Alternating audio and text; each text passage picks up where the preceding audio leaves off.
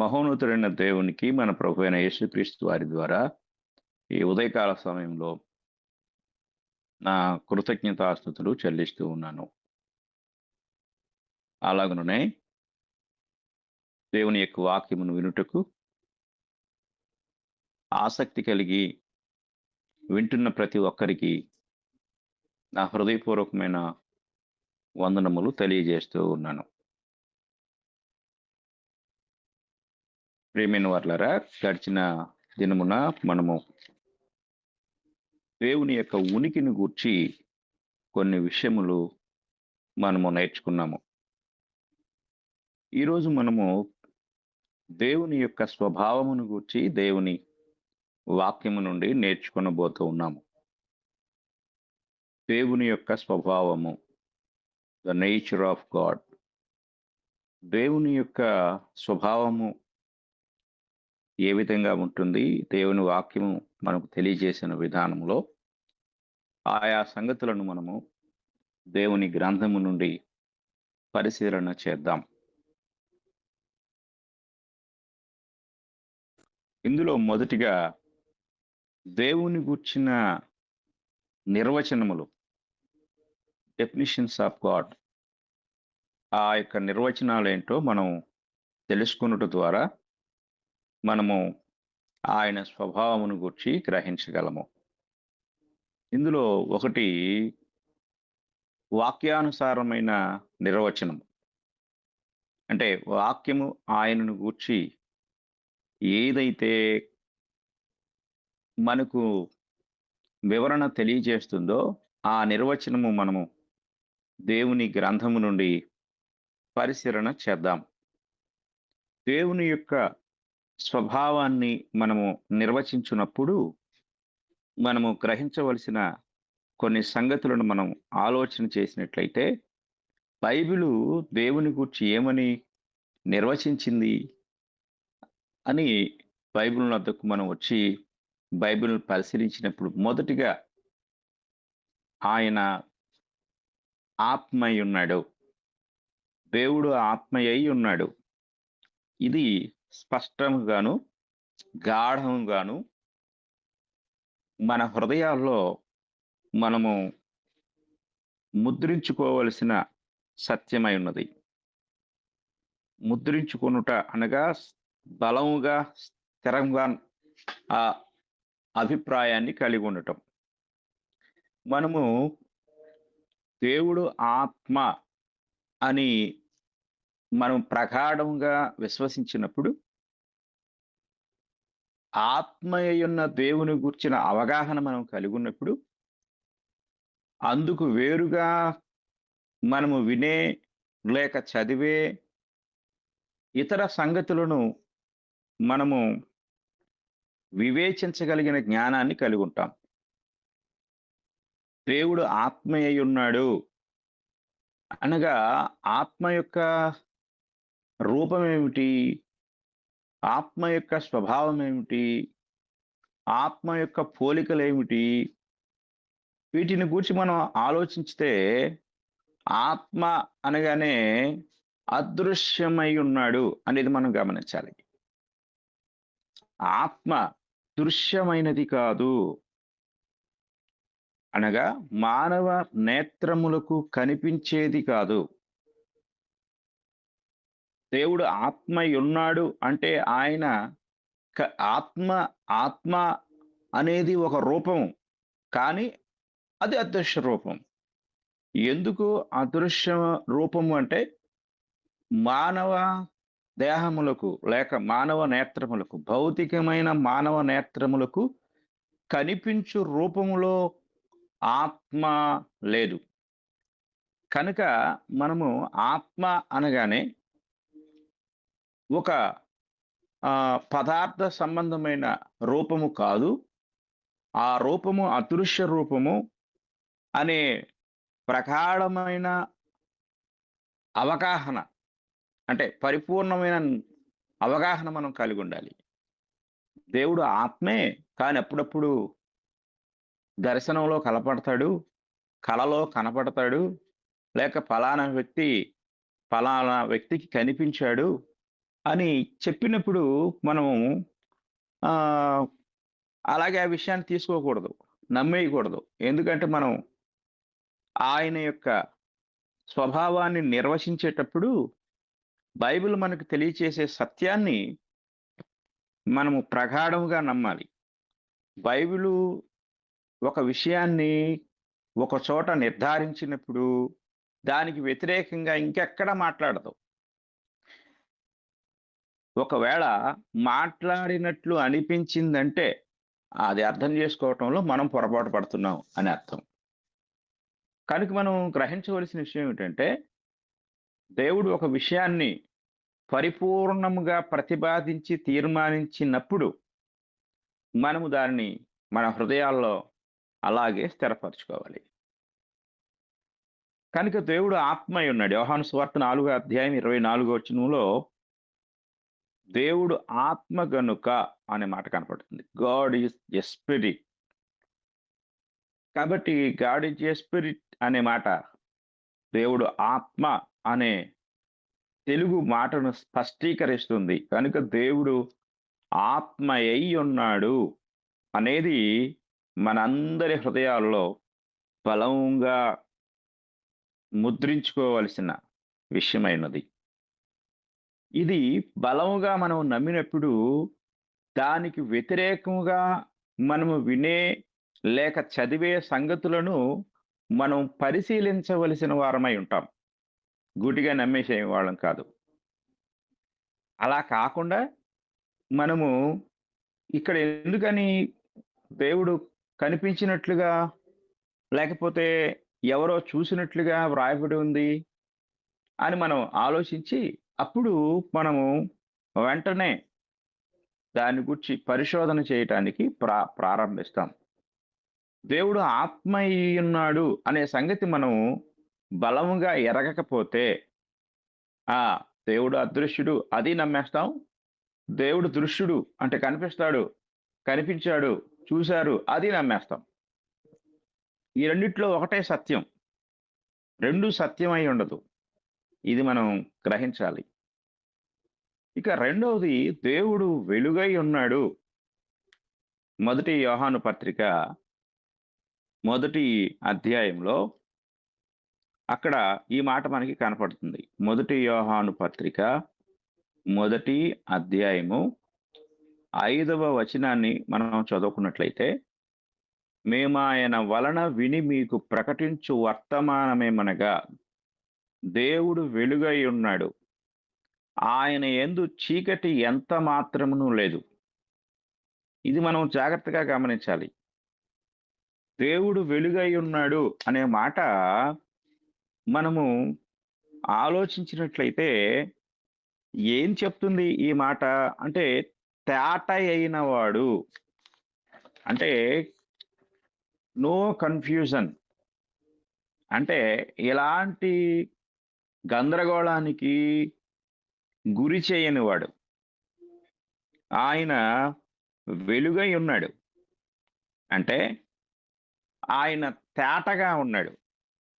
మసరగా లేడు. గజిబిజిగా లేడు. లేక కొంచెం అటు, కొంచెం ఇటుగా లేడు. వెలుతురు దేనిని స్పష్టపరుస్తుందంటే క్లారిటీ అంటే క్లియర్‌నెస్ అన్నమాట. స్పష్టత. అంటే ప్రతి విషయాన్ని కూడా ఆహ్, స్పష్టపరిచేది. దేవుడు తనకు సంబంధించిన ప్రతి విషయాన్ని కూడా, ప్రతి సమాచారాన్ని కూడా ఆయన ఆహ్, క్లారిటీగా, స్పష్టంగా కనపరిచేవాడు. కనుక దేవుడు వెలుగై ఉన్నాడు అనగా, మనం ఇప్పుడు చూస్తున్న రూపము అంటే సూర్యుని వెలుగో, కరెంటు వెలుగో, ఈ వెలుగును గూర్చి మాట్లాడటం లేదు. ఆయన వెలుగై ఉన్నాడు అని చెప్పి యోహాను గారు వెంటనే కింద ఆయనలో చీకటి ఎంత మాత్రమును లేదు. అంటే కొంచెం వెలుగు, కొంచెం చీకటి అంటే క్లారిటీ లేని స్థితిలో లేడు. దేవుడు లేడు. స్పష్టంగా ఉన్నాడు. ఆయన తనను గూర్చిన స్వభావంలో ఆయన స్పష్టముగా ఉన్నాడు. కనుక ఆయన నేచర్‌ని లేక ఆయన స్వభావాన్ని మనం నిర్వచించేటప్పుడు ఆయన తనకు సంబంధించిన ప్రతి విషయములో మానవాళికి తన సంకల్పాన్ని తన్ను తాను ప్రత్యక్షపరుచుకునే ప్రతి విషయంలో కూడా ఎందుకు అసలు ఇక్కడ బైబిల్ ఇలా చెప్పింది? ఏంటో నాకు అర్థం కావటం లేదు. గందరగోళంగా ఉంది. అక్కడేదో అలా అన్నాడు. ఇక్కడేదో ఇలా అన్నాడు అనే ఒక ధోరణి ఎక్కడా బైబిల్‌లో దేవుడు తన్ను గూర్చి తాను తెలియచేయలేదు. ఒకవేళ అలాంటి ఆలోచన మనకు కలిగిందంటే మనం అర్థం చేసుకోవటంలో తప్పిపోయాము అని మనం గ్రహించాలి. ఇక మూడో విషయాన్ని మనం ఆలోచించితే దేవుడు ప్రేమయ్యి ఉన్నాడు. మొదటి యోహాను పత్రిక 4వ అధ్యాయం. మొదటి యోహాను పత్రిక 4వ అధ్యాయము 8వ వచనాన్ని మనం చదువుకున్నట్లయితే, దేవుడు ప్రేమస్వరూపి, ప్రేమ లేనివాడు దేవుని ఎరుగడు. మనము ఆయన ద్వారా జీవించినట్లు దేవుడు తన అద్వితీయ కుమారుని లోకములోనికి పంపెను. దీని వలన దేవుడు మన యందుంచిన ప్రేమ ప్రత్యక్షపరచబడెను. ప్రత్యక్షపరచటం అంటే కనపరచటం. ప్రేమ అనేది ఒక రూపంలో లేదు కనపరచటానికి. కానీ దేవుడు తనలో ఉన్న ప్రేమను ఒక రూపానికి తీసుకొచ్చాడు. లేక ఒక రూపము ద్వారా కనపరచుటకు ఆయన తన కుమారుడైన యేసుక్రీస్తు వారిని మన కొరకు ఆయన పంపించాడు. కనుక దేవుడు ప్రేమయ్య ఉన్నాడు. ప్రేమ అనే ఒక స్వభావాన్ని కలిగి ఉన్నాడు. ఆ స్వభావాన్ని వ్యక్తపరచుటకు ఆయన తన కుమారుని మన కొరకు అనుగ్రహించాడు. ప్రత్యక్షపరిచాడు ఆయన ద్వారా. అంటే దేవుడు తన తన యొక్క ప్రేమను ప్రత్యక్షపరిచాడు. ఎలా ప్రత్యక్షపరిచాడు? ఎలా చూపించాడు అంటే యేసుక్రీస్తును మనకు అనుగ్రహించుట ద్వారా లోకమును ఆయన ఎంత ప్రేమించాడో ఆ ప్రేమ అంతటిని కూడా ఆయన తెలియజేసి ఉన్నాడు. ఇంకా నాలుగవదిగా ఆయనలో ఉన్న ఇంకొక స్వభావం. ఈ స్వభావం ఏమిటి అంటే దేవుడు దహించు అగ్ని అయి ఉన్నాడు. ఆయన దహించేవాడు. హెబ్రీ పత్రిక మనము గమనించినట్లయితే అందులో 12వ అధ్యాయం, హెబ్రీయులకు రాసిన పత్రిక 12వ అధ్యాయము 29వ వచనం మనకిలా తెలియజేస్తుంది. ఏలయనగా మన దేవుడు దహించు అగ్ని అయి ఉన్నాడు. For hour God is the consuming fire అని ఇంగ్లీష్‌లో రాశారు. దహించు అగ్ని అంటే అగ్నిలో రకాలున్నాయి. కొన్ని అక్కడ దేవుడు అగ్ని అయి ఉన్నాడు అని చెప్పలా. క్లారిటీగా, స్పష్టంగా దహించు అగ్ని అంటే దహించని అగ్ని ఉంది. దహించే అగ్ని కూడా ఉంది. దేవుడు దహించు అగ్ని అయి ఉన్నాడు అనేది ఒక స్పష్టమైన వివరణ మనకు తెలియజేస్తుంది. దేవుడు ఆత్మ అయి ఉన్నాడు అనగా ఆయన కనిపించేవాడు కాదు. ఇది మనం మన హృదయాల్లో స్థిరపరచుకోవాలి. దేవుడు వెలుగై ఉన్నాడు అంటే ఆయన స్పష్టంగా ఉన్నాడు. తన యొక్క ఆలోచనల్లో, ప్రణాళికల్లో, తన సందేశంలో, తన అన్నిట్లో కూడా ఆయనకు సంబంధించిన ప్రతి విషయంలో కూడా ఆయన క్లారిటీగా ఉన్నాడు. తేటగా ఉన్నాడు. ఇక మూడవది దేవుడు ప్రేమయ్య ఉన్నాడు. దేవునిలో ఉన్న మరొక స్వభావం ఏమిటి అంటే ఆయన ప్రేమించేవాడుగా ఉన్నాడు. ఇక నాలుగవ స్వభావము ఆయన దహించు అగ్ని. ప్రేమించేవాడుగా మాత్రమే కాదు, శిక్షించేవాడుగా కూడా ఉన్నాడు అనేది ఇది మనకు తెలియజేస్తుంది. కనుక దేవుడు ఆత్మీయ ఉన్నాడు అనే మాట మనం నమ్మినప్పుడు ఇక ఏ రూపంలో కూడా ఆయన్ని మనం చూడలేము, చూడాలని తలంచకూడదు. అంటే మరొక రూపానికి ఆయన్ని ఆపాదించకూడదు. ఇది మనం గ్రహించాలి. దేవుడు ఆత్మ అయ్యున్నాడు అనే స్పష్టమైన విషయాన్ని బైబిల్ మనకు తెలియజేస్తూ ఉన్నప్పుడు ఆత్మ అనగా అదృశ్యుడు, కంటికి కనిపించని వాడు అనే సంగతి నిర్ధారించినప్పుడు ఇక ఏ రూపంలో కూడా దేవుని మనము ఊహించకూడదు. లేక దేవునికి ఆపాదించకూడదు. ఈ రూపం దేవునిది. ఈ రూపంలో దేవుడున్నాడు. అని చెప్పేసి మనము నమ్మాము అంటే మొదటి ప్రతిపాదన దేవుడు ఆత్మ అయ్యున్నాడు అనే దాన్ని మనం నమ్మలేదు అని మనం గ్రహించాలి. కనుక దేవుడు ఆత్మ అయ్యున్నాడు అనే మాట మనం బలంగా విశ్వసించినప్పుడు, ఇక దేవునికి ఏ రూపాన్ని కూడా మనం జత చేయలేము. లేక ఏ రూపంలో కూడా దేవుని మనం ఊహించలేము. అక్కడ మనం మొదట స్థిరపడిపోవాలి. ఆయన తనకు సంబంధించిన ప్రతి విషయంలో దేవుడు స్పష్టంగా ఉన్నాడు. వెలుగైనంటే స్పష్టంగా ఉన్నాడు. అనే దగ్గరకొచ్చేసరికి దేవుని గూర్చి ఏ గందరగోళం లేదు అనే విషయాన్ని మనం విశ్వసించాలి. దేవుడు ప్రేమయ్య ఉన్నాడు. ఆయనకున్న స్వభావంలో ప్రేమ ఉంది. చివరిగా ఆయన మాట వినకపోతే ఆయన కోపించేవాడుగా, శిక్షించేవాడుగా, దహించేవాడుగా కూడా ఉన్నాడు. ఈ 4 విషయాలు దేవుని గూర్చిన పరిపూర్ణమైన వివరణ మనకు తెలియజేస్తున్నాయి. కనుక దేవుని యొక్క స్వభావాన్ని మనం గ్రహించినప్పుడు, ఈ 4 విషయముల ద్వారా ఒక స్పష్టమైన గ్రహింపు లేక అవగాహన మనం కలిగుండవలసిన వారమై ఉన్నాం. ఇక మనము తరువాత పాయింట్ మనం చూసినట్లయితే, దేవుని యొక్క ఆత్మ స్వరూప తత్వం. అంటే ఆయన ఆత్మ స్వరూప తత్వము ఎలా ఉంటుంది? అనేది మనం కొద్దిసేపు ఆ ఆత్మ యొక్క స్వరూప తత్వాన్ని గూర్చి మనం ఆలోచన చేద్దాం. ఆయన తత్వము, ఆయన తత్వము లేక సారము ఏంటి? ఆయన ఆత్మ స్వభావం కలిగినవాడు. మనం చదువుకున్నాం యోహాను సువార్త 4 అధ్యాయం 24 వచనంలో. అనగా అదృశ్యుడు. కొలస్సీ పత్రిక మొదటి అధ్యాయము మనం చదువుకున్నట్లయితే, అందులో 15 వచనంలో ఇలాగ రాయబడి ఉంటుంది. కొలస్సీ పత్రిక మొదటి అధ్యాయము 15 వచనములో యేసుక్రీస్తు వారిని గురించి మాట్లాడుతూ, ఆయన అదృశ్య దేవుని స్వరూపి అయి మిగిలిన వచనాన్ని మనం వదిలేద్దాం. కానీ అక్కడ ఒకే ఒక మాట. అదృశ్య దేవుడు అనగా దేవుడు అదృశ్యుడు. అనగా కంటికి కనిపించని వాడు.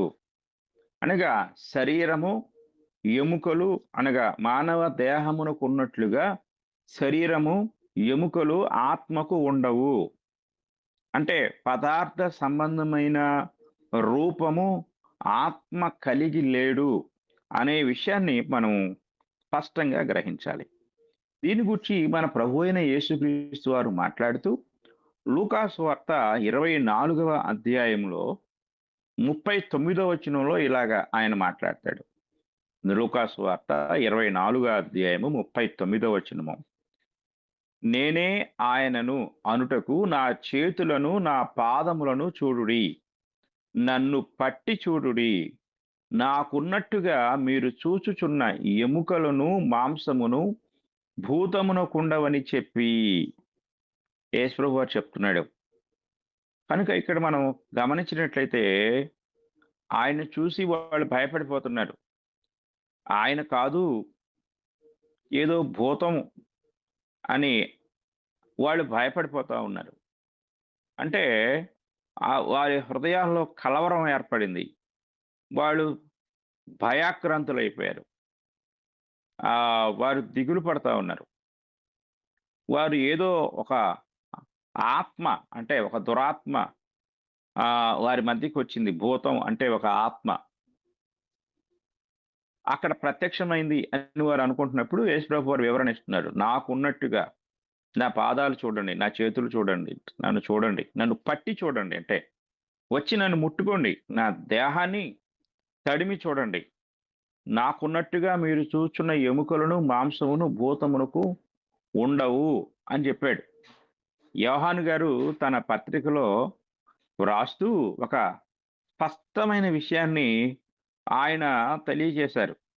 యోహాను మొదటి పత్రిక, మొదటి అధ్యాయము, మొదటి వచనాన్ని మనం చదువుకుంటే, జీవవాక్యమును గూర్చినది ఆది నుండి ఏది ఉండెనో, మేమేది వింటిమో, కన్నులారా ఏది చూచితిమో, ఏది నిదానించి కనుగొంటిమో, మా చేతులు దేన్ని తాకి చూచెనో, అది మీకు తెలియజేయుచున్నాము అని చెప్పారు. అంటే యేసుప్రభు చెప్పారు, నన్ను పట్టి చూడండి. ఆ! మీకు మీరెందుకు సందేహపడుతున్నారు? అంటే ఆయన ఏం చెప్తున్నాడు అక్కడ అంటే, ఆత్మకు ఈ రూపం ఉండదు. కనుక ఆత్మకు ఒక రూపం ఉంది. అది అదృశ్యమైన రూపం. ఆత్మకు ఒక దేహం ఉంది. అదృశ్య దేహం. ఆత్మ భౌతిక దేహము కలిగింది కాదు. లేక భౌతికమైన దేహం ఆత్మకు లేదు. పదార్థ సంబంధమైన దేహము కాదు. కనుక పదార్థ సంబంధమైన నేత్రములతో అదృశ్యమైన దేవుని యొక్క రూపాన్ని మనం చూడలేము అనేది మొదటిగా మనం గ్రహించవలసిన వారమై ఉన్నాం. యోహాను గారు దీన్ని స్పష్టపరుస్తూ 1వ అధ్యాయం, యోహాను సువార్త 1వ అధ్యాయము 18వ వచనంలో ఆయన ఈ సంగతి మనకు తెలియచేశారు. ఎవడును ఎప్పుడైనను దేవుని చూడలేదు. తండ్రి రొమ్మునున్న అద్వితీయ కుమారుడే ఆయనను బయలుపరిచెను అని యోహాను గారు అక్కడ స్పష్టంగా తెలియజేశారు. కనుక ఎవడును ఎప్పుడైనను, ఎవడును అనేది ప్రతి ఒక్కరిని, ఎప్పుడైనను అనేది అన్ని కాలాలను సూచిస్తుంది. అంటే ఏ కాలంలో కూడా ఏ మనిషి కూడా దేవుణ్ణి చూడలేదు.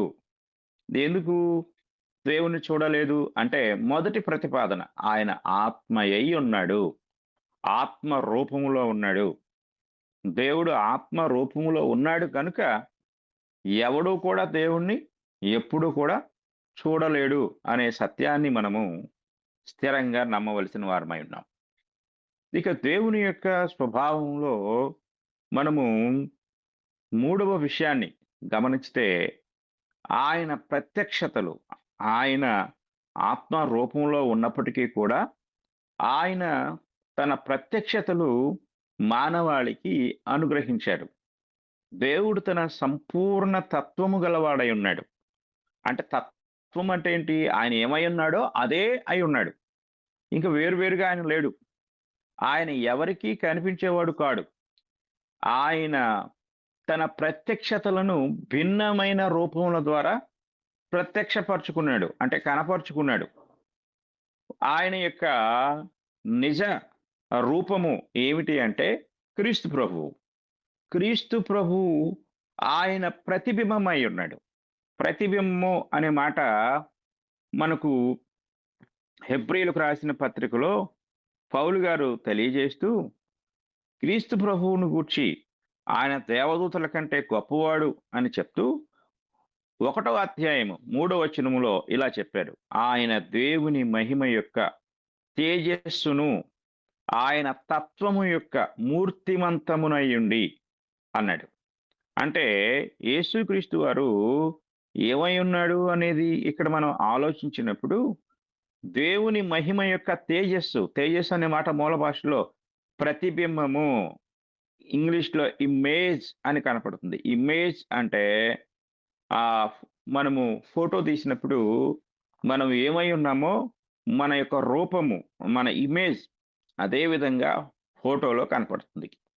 ఇంకా మనం స్పష్టంగా తెలుసుకోవాలంటే ఒక అద్దం ముందు మనం నిలబడినప్పుడు, ఎందుకంటే ఫోటోలో కొన్ని ఆహ్, మార్పులు, చేర్పులు చేస్తున్నారు కదా! దానికంటే స్పష్టమైన విషయం ఏంటంటే అద్దం ముందు మనం నిలబడినప్పుడు మనం ఏమై ఉన్నామో అదే మన ప్రతిబింబంలో స్పష్టంగా కనపడుతుంది. కనుక దేవుణ్ణి అద్దం ముందు నిలబడితే ఆయన యొక్క ప్రతిబింబము క్రీస్తు ప్రభువారిలాగా మనకు కనిపిస్తుంది. అంటే క్రీస్తు ప్రభువు దేవుని ప్రతిబింబం. అంటే దేవుడు ఏమై ఉన్నాడో యేసు ప్రభువారు కూడా అదే అయి ఉన్నాడు అనే సంగతిని బైబిల్ మనకు స్పష్టపరుస్తా ఉంది. ఆయన యొక్క ప్రత్యక్షతలు మనము ఆలోచించినట్లయితే దేవుడు ఏ విధంగా తన్ను తాను బైబిల్ గ్రంథంలో ఆయా కాలాల్లో, ఆయా సందర్భాల్లో ప్రత్యక్షపరుచుకున్నాడు అనేది మనం వాక్యంలో చదివినప్పుడు మనకు కొన్ని సందర్భాలలో డిఫరెంట్‌గా కనపడుతుంది. వైరుధ్యంగా సంగతులు మనకి కనపడుతూ ఉంటాయి.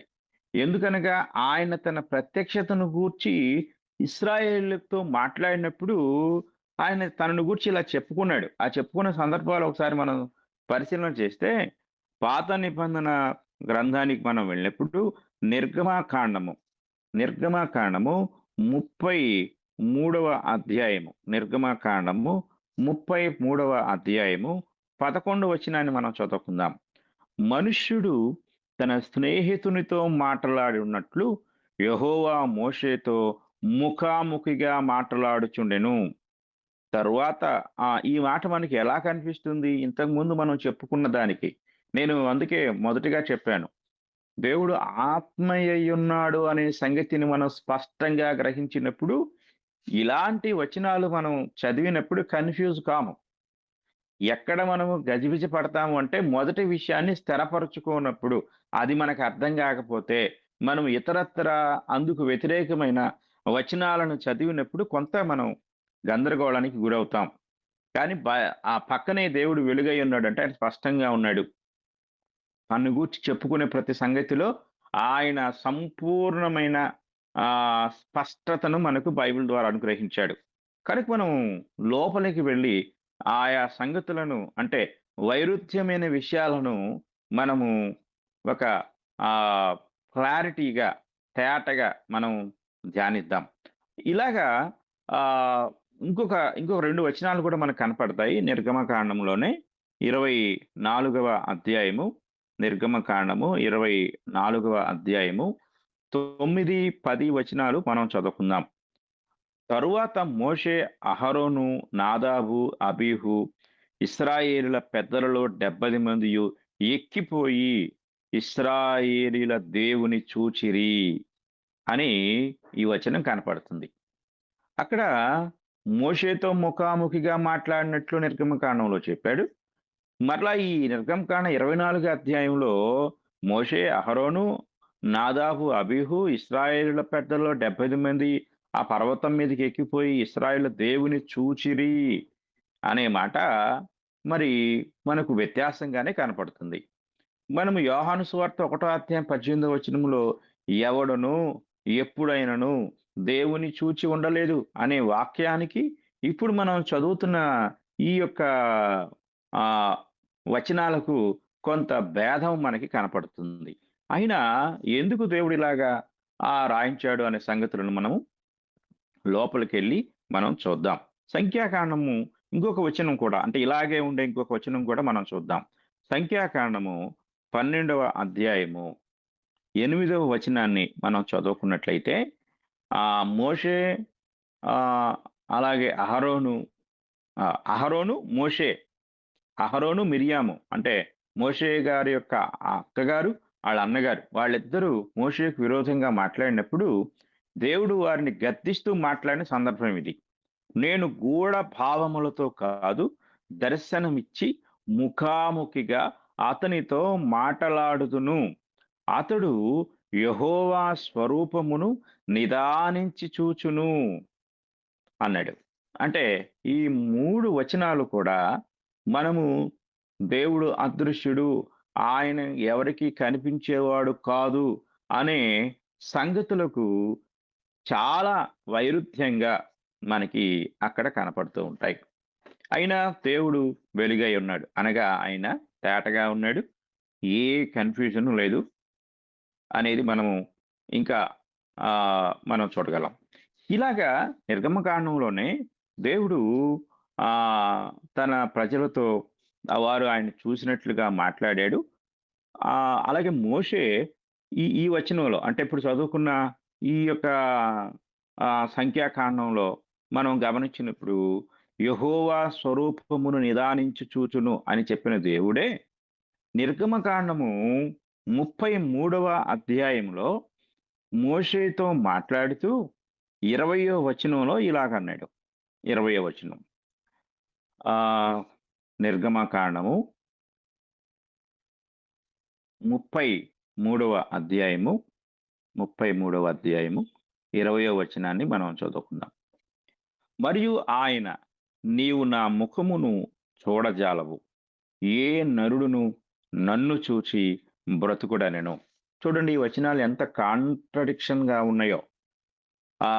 యోహాను సువార్తలో ఎవడును ఎప్పుడైనా దేవుని చూడలేదన్నాడు. ఇక్కడేమో మోషే గారితోటి ఆయన చెప్తూ నీవు నా ముఖమును చూడజాలవు. ఒకవేళ ఏ నరుడైనా నన్ను చూస్తే బ్రతకుడు అని చెప్తూ ఉన్నాడు. కానీ నిర్గమకాండం 33 అధ్యాయంలో, 24 అధ్యాయంలో, సంఖ్యాకాండం 12 అధ్యాయంలో అక్కడ వారు దేవుని చూశారు అని, నిదానించి చూశారని, ఆయన మరి స్పష్టంగా ముఖాముఖిగా నేను మోషేతో మాట్లాడతాను అని చెప్పారు కదా! ఏంటి ఈ వ్యత్యాసం ఏమిటి అనేది మనం గమనించాలి. మీకు ఒక చిన్న ఉదాహరణ మనము ఒకసారి చదువుకున్నట్లయితే క్రొత్త క్రొత్త నిబంధనలోనికి వెళ్దాం. యోహాను సువార్త 1వ అధ్యాయము, యోహాను సువార్త 1వ అధ్యాయము 32వ వచనాన్ని మనం చదువుకుందాం.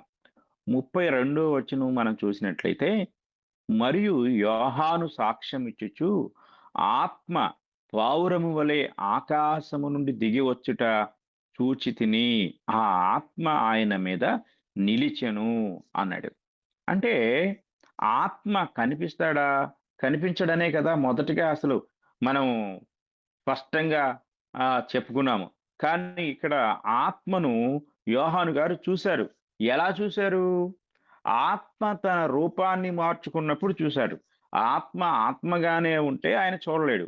కానీ ఆత్మ ఎలా దిగి వచ్చుడో చూసాడు అంటే పావురము వలె. అంటే పరిశుద్ధాత్ముడు ఆత్మగా ఉన్న తన రూపాన్ని మార్చుకొని ఆయన ఈ భూమి మీదకి దిగి వచ్చినప్పుడు ఆ యొక్క రూపాన్ని అంటే పావుర రూపంలో ఉన్న పరిశుద్ధాత్మను యోహాను గారు చూశారు. అంటే ఇక్కడ మనం గ్రహించవలసిన విషయం ఏంటంటే, దేవుడు వివిధ రూపములలో తన ప్రత్యక్షతలను అనుగ్రహించారు. ఆయన ఆత్మ రూపంలో ఉన్నప్పుడు ఎవరు ఆయన చూడలేరు కానీ, ఆయన కొన్ని కొన్ని సందర్భాల్లో ఆయన తన యొక్క రూపాన్ని మార్చుకుంటూ అంటే కనపరుచుకుంటూ మార్చుకోవటం కాదండి. కనపరుచుకుంటూ ఆయా సందర్భాల్లో కనపరుచుకుంటూ ఉన్నప్పుడు ఆ ఆ యొక్క కనపరుచుకున్న రూపముల ద్వారా తన ప్రత్యక్షతను మానవాళికి అనుగ్రహించి ఉన్నారు అనే సంగతి మనము దేవుని యొక్క వాక్యము నుండి చూడగలం. కనుక మనము ఆలోచించినట్లయితే, ఈరోజు మనం నేర్చుకున్న ఈ యొక్క పాఠంలో చిన్న ముగింపు నేను తెలియజేశాను. అంటే దీని వివరణ మనం ఇంకా లోపలికి వెళ్ళి ఇంకా మనము చూడగలం. కనుక మొదటిగా దేవుని యొక్క స్వభావాన్ని మనం ఆలోచించినప్పుడు ఆయన ఆత్మయై ఉన్నాడు. అలాగే వెలుగై ఉన్నాడు. ప్రేమయై ఉన్నాడు. దహించు అగ్ని అయి ఉన్నాడు. ఆత్మను మనం వివేచించినప్పుడు ఆత్మ ఆయన అదృశ్యుడు అనగా శరీరము, ఎముకలు లేనివాడు అనగా భౌతికమైన మానవ దేహాన్ని కలిగి ఉండనివాడు. ఆహ్, ఆహ్, ఆయన ఎవరికీ కనిపించేవాడు కాడు. ఆయన ప్రత్యక్షతల గూర్చి మనం ఆలోచించినప్పుడు ఆయన సంపూర్ణ తత్వం అంటే తాను ఏమై ఉన్నాడో అందులో ఆయన సంపూర్ణ తత్వం అంటే ఆత్మ అయి ఉన్నాడు. ఆ ఆత్మ సంపూర్ణంగా ఆత్మగానే ఉన్నాడు. ఇంకెలాంటి సందేహం లేదు. తర్వాత ఒకవేళ మనం దేవుని యొక్క రూపాన్ని లేకపోతే ఆయన ప్రత్యక్షతను, ఆయన క్యారెక్టర్‌ని, ఆయన స్వభావాన్ని మనం పరిపూర్ణంగా గ్రహించాలంటే యేసుప్రభు వారిని చూసినప్పుడు ఆయన దేవుని గూర్చిన సంపూర్ణ అవగాహన మనం కలిగి ఉండగలం. అలాగే పాత నిబంధన గ్రంథంలోను, క్రొత్త నిబంధన గ్రంథంలోను దేవుని ప్రత్యక్షతలను గూర్చి మనము కొన్ని సందర్భాల్లో వేరు వేరు విధాలుగా కొన్ని చోట్ల కనిపిస్తాను అన్నాడు, మాట్లాడతాను అన్నాడు, వాళ్ళు చూశారు అన్నాడు. కానీ ఆయన కొన్ని సందర్భాల్లో ఎవడునూ చూడలేదు, చూడ చూడనేరడు, ఎప్పుడూ చూడలేదు అని ఆయన చెప్పుకుంటూ వచ్చాడు. కానీ మనం గమనించితే ఆయన తన యొక్క ప్రత్యక్షతలను ఆత్మ రూపంలో కాక వివిధ రూపాలలో ఆయన తన ప్రత్యక్షతలను మానవాళికి అనుగ్రహించారు. ఇది బైబిల్ గ్రంథంలో అనేక సందర్భాల్లో మనము ఆ యొక్క రూపాలను అంటే ఆయన ఏ రూపములలో తన్ను తాను ప్రత్యక్షపరుచుకున్నాడు అనే సందర్భాలని మనము తరువాత పాఠంలో మనము ధ్యానిద్దాం. ఇంతవరకు కూడా మా మీరందరూ కూడా శ్రద్ధతో, ఆసక్తితో విన్నందుకు మీ అందరికీ కూడా నా హృదయపూర్వక వందనములు తెలియజేస్తూ ఉన్నాను.